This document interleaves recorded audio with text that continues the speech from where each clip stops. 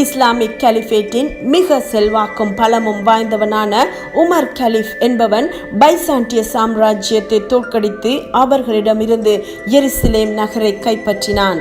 இவன் எருசலேம் தேவாலயம் இருந்த இடத்தை காண்பிக்குமாறு அங்கு வாழ்ந்தவர்களிடம் கேட்டான்.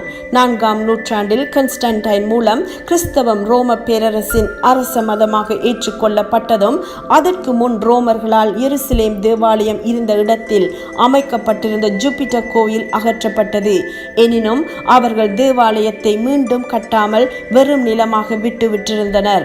எருசலேம் தேவாலயத்தின் அஸ்திபாரம் வரை இடித்து தகர்க்கப்பட்டு தேவாலயம் இருந்த இடத்தையே அடையாளம் காண முடியாமல் இருந்த நிலையில் உமர் கலீஃப் டெம்பிள் மவுண்ட் எனப்பட்ட சியோன் மலையின் மீது கிறிஸ்துவுக்கு பின் 691 டோம் ஆஃப் த ராக்கை கட்டினான். இது ஒரு வழிபாட்டு தலமாக அல்லாமல் எருசலேம் நகரை கைப்பற்றிய வெற்றி சின்ன